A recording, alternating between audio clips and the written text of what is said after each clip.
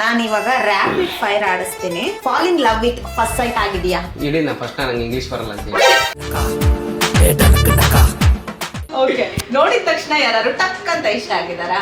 ಆಗ್ಯಾರ್ರಿ, ಅವ್ರನ್ನ ಮದುವೆ ಆಗ್ಬೇಕನ್ನೋದೇ. ಬೇಡ ಬೇಡ ಬೇಡ ಅಂದ್ರು ಹುಡುಗ ನೆನೆಯ ಒಳಗೆ ಇಣುಕಿ ಕಿರಿಕು ಮಾಡವಳ. ಕೋಪ ಬಂದಾಗ ಮೊದಲು ಯೂಸ್ ಮಾಡುವಂತ ಪದ ಯಾವುದು?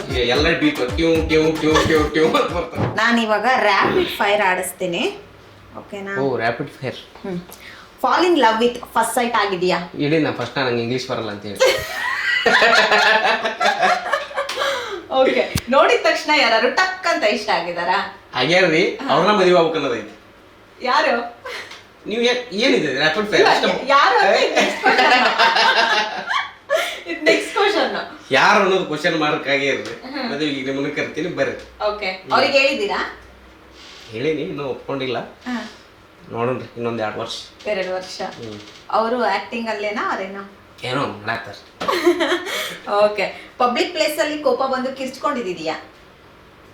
ಪಬ್ಲಿಕ್ ಪ್ಲೇಸ್ ಒಳಗ ಕಿರ್ಚ್ಕೊಂಡೀನಿ. ಅದು ನಾಟಕ ಮಾಡಿಸೋ ಮುಂದ ಅದು ಏನಾಗ್ಬಿಡ್ತ್ರಿ, ಲಕ್ಕುಂಡಿ ಉತ್ಸವ ಅಂತ ಮಾಡಿ ಹಾಕಂತ ಹೇಳ್ಬೇಕು ಆನ್ಸರ್. ಇಲ್ಲ ಇಲ್ಲ, ಹೇಳಿ ಹೇಳಿ.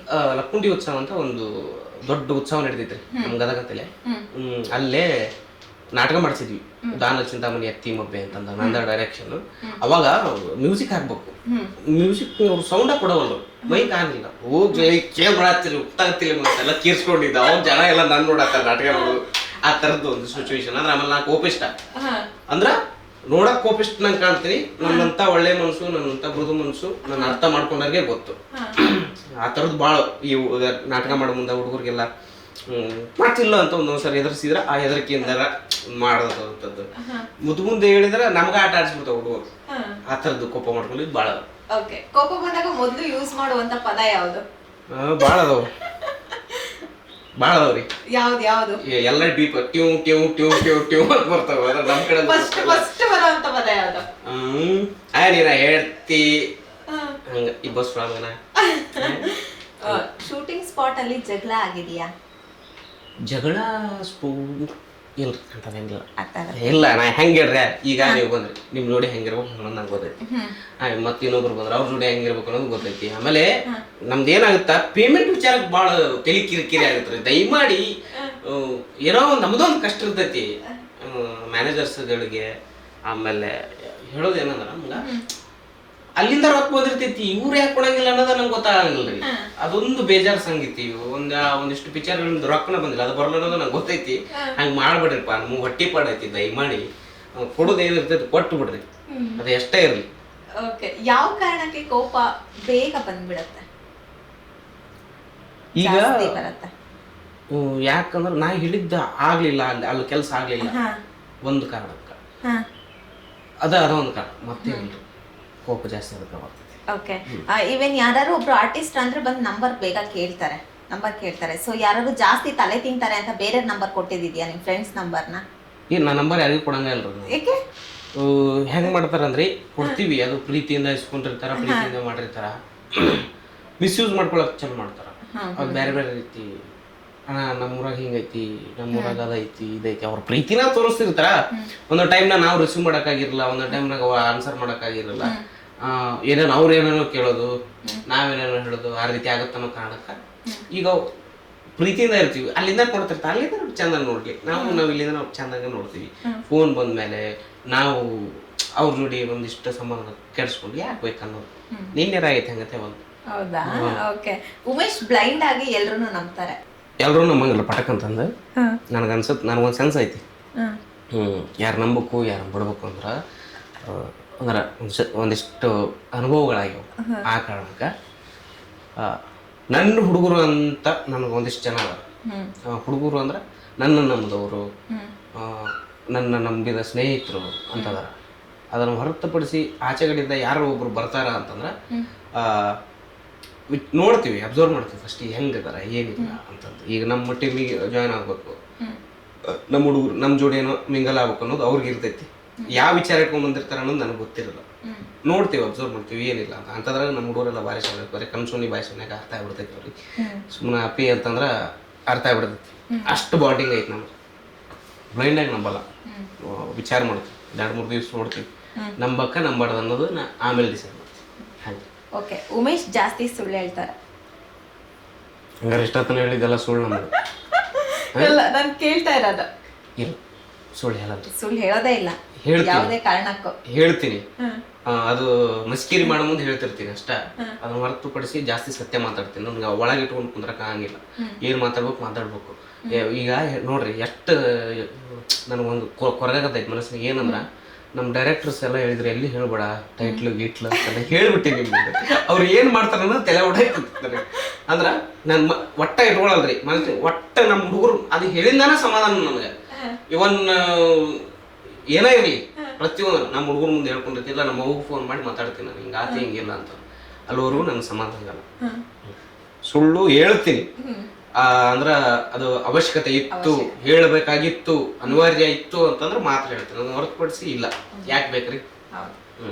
ಓಕೆ, ಉಮೇಶ್ ಸಿಂಗಲ್ ಅಲ್ಲ.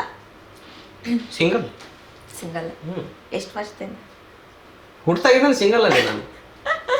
ಓಕೆ, ಈ ವರ್ಷದಲ್ಲೇ ಉಮೇಶ್ ಸಿಹಿ ಸುದ್ದಿ ಕೊಡಲಿದ್ದಾರೆ. ಏನ್ ಸಿಹಿ ಸುದ್ದಿ ಕೊಡೋದು? ಕೊಡ್ತೀನಿ. ಒಂದು ಸಿನಿಮಾ ಒಂದು ಅನೌನ್ಸ್ ಮಾಡ್ತೀನಿ, ಸಿಹಿ ಸುದ್ದಿ ಎಲ್ಲರಿಗೆ ಪೇಡೆ ಕೊಡ್ತೀವಿ. ವೈವಾಹಿಕ ಜೀವನದ್ದು ಹೇಳಿದ್ರೆ ನಮ್ಮ ಮಗನಿಗೆ 2 ವರ್ಷ ಅಂತ ಹೇಳಿ 2 ವರ್ಷ ಕಾಯೋರು. ಅದಾದ್ಮೇಲೆ ಸಿಹಿ ಸುದ್ದಿ ವಿಚಾರ ಮಾಡೋರು. ಆ ಕಡೆಯಿಂದ ಒಂದು ಅಪ್ರೋಚ್ ಬಂದ್ರೆ ಭಾಳ ಖುಷಿ ಆಯ್ತು. ಇಷ್ಟು ಬಹಿರಂಗವಾಗಿ ಹೇಳತ್ತೀನಿ, ಅವ್ರು ಏನಾರ ಇದನ್ನ ನೋಡಿದ್ರು ಅಂತಂದ್ರೆ ಬೇರೆ ರೀತಿ ಹೋಗುತ್ತೆ. ಈಗ ಅದರಿಂದ ಸುಧಾರಿಸ್ಕೊಂಡು ಸ್ವಲ್ಪ ಈ ಕಡೆ ಬಂದೀವಿ. ದಯಮಾಡಿ ಬ್ಯಾಡ, ಸುಮ್ಮನೆ ಯಾಕೆ ಬೇಕು ನೋಡೋಣ ವಿಚಾರ.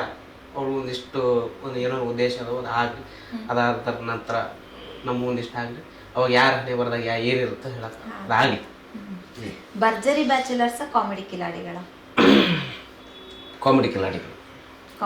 ಕಾಮಿಡಿ ಕಿಲಾಡಿಗಳಿಂದ ಭರ್ಜರಿ ಬ್ಯಾಚುಲರ್ಸ್. ಕಾಮಿಡಿ ಮಾಸ, ಕಾಮಿಡಿನ ಆರ್ ಮಾಸ? ಮಾಸ್. ಯಾಕಂಗೆ ಹೇಳಿದ್ನಲ್ರಿ ಆಗಲ್ಲಾಗ, ನನಗೆ ಕಾಮಿಡಿಕಿನ ಜಾಸ್ತಿ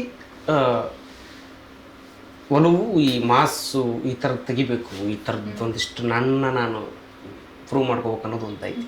ಕಾಮಿಡಿಗೆ ಸ್ಫೂರ್ತಿ ಯಾರು? ನಾವು ಚಾರ್ಲಿ ಚಾಪ್ಲಿನ್. ಮಾಸ್.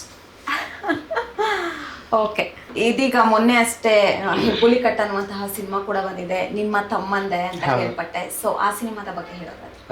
ಒಂದು ಮಿಡಲ್ ಕ್ಲಾಸ್ ಹುಡುಗ್ರಿ, ಒಂದು ಒಳ್ಳೆ ಪ್ರತಿಭೆ ಇರೋಂಥ ಹುಡುಗ, ಒಳ್ಳೆ ಹುಡುಗ.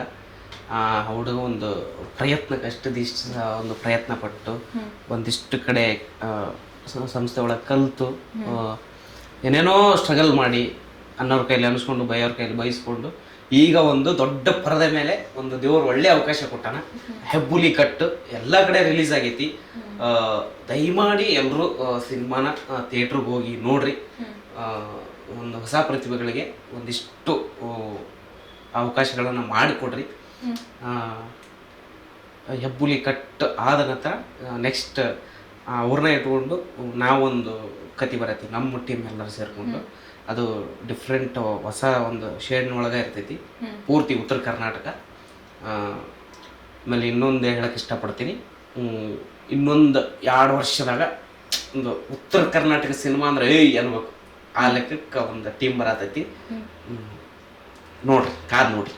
ಓಕೆ, ಇನ್ನೊಂದೇನು ಅಂದ್ರೆ ಎಲ್ಲಾ ಸಿನಿಮಾಗಳಲ್ಲೂ ಕಾಮಿಡಿ ಪಾತ್ರವನ್ನ ಮಾಡ್ತಾ ಇದ್ರೆ ನಾವ್ ಯಾವಾಗ ನಿಮ್ಮನ್ನ ಕಟೌಟ್ ನಲ್ಲಿ ನೋಡೋದು? ನೋಡೋದ್ರಿ, ಆದಷ್ಟು ನೋಡೋಣ ಆಗಲಿ. ಎಲ್ಲಾನು ಕೂಡಿ ಬರ್ಬೇಕು. ಕೂಡಿ ಬಂದಾಗ ಮಾತ್ರ ಕಟೌಟ್ನಾಗ ನೋಡಕ್ಕಾಗುತ್ತ, ದೊಡ್ಡ ಪರದೆ ಮ್ಯಾಗ ನೋಡಕ್ಕಾಗತ್ತೆ. ಕೂಡಿ ಬರ್ಲಿ, ನಮಗಂತಂದು ಅವಕಾಶ ಸಿಗಲಿ, ಅವಕಾಶಗಳನ್ನ ನಾವು ಸೃಷ್ಟಿ ಮಾಡ್ಕೊಳಕತ್ತೀವಿ. ಅದಕ್ಕೆಲ್ಲನೂ ಕೂಡಿ ಬಂದಾಗ ಅದೊಂದು ಕಾರ್ಯ ಮುಂದಕ್ಕೆ ಸಾಗುತ್ತೆ. ಆದಷ್ಟು ಬೇಗ ಬರ್ತೀವಿ. ಓಕೆ, ಎಸ್, ಇನ್ನಷ್ಟು ಹೆಚ್ಚು ಅವಕಾಶಗಳು ನಿಮಗೆ ಸಿಗ್ಲಿ, ಇನ್ನಷ್ಟು ನಮ್ಮನ್ನ ರಂಜಿಸುವಂತ ಕೆಲಸ ಮಾಡಿ ಅಂತ ಕೇಳ್ಕೊತೀನಿ. Thank you so much. ನಿಮ್ಮ ಒಂದು ಬಿಡುವಿನ ಸಮಯವನ್ನು ನನಗೆ ಕೊಟ್ಟಿದ್ದೀವಿ. ಏನ್ ಹೇಳ್ತೀರಾ ನಮ್ಮ? Thank you. ಭಾಳ ಖುಷಿ ಆಯ್ತು ಸ್ಪೀಡ್ ನ್ಯೂಸ್ನವ್ರು ಬಂದು ನಮ್ಮ ಒಂದು ಆಫೀಸ್ ಅಂದ್ರೆ ಫ್ಯೂಚರ್ ಆಫೀಸ್ ನಮ್ಮ ರೂಮಿಗೆ ಬಂದು ಇಂಟರ್ವ್ಯೂ ಮಾಡಿದ್ರಿ. ಭಾಳ ಖುಷಿ ಅನ್ನಿಸ್ತು. ಯಾವಾಗಲೂ ನಿಮ್ಮ ಆಶೀರ್ವಾದ ನಮ್ಮ ಮ್ಯಾಲಿರಲಿ. ನಮಸ್ಕಾರ. Thank you so much. ಇದಿಷ್ಟು ಉಮೇಶ್ ಕಿನ್ನಾಳ್ ಅವರ ಮಾತಾಗಿತ್ತು. ಇನ್ನಷ್ಟು ಹೆಚ್ಚಿನ ಮಾಹಿತಿಗಾಗಿ ಮಿಸ್ ಮಾಡದೆ ನೋಡ್ತಾ ಇರಿ ಸ್ಪೀಡ್ ನ್ಯೂಸ್ ಕನ್ನಡ.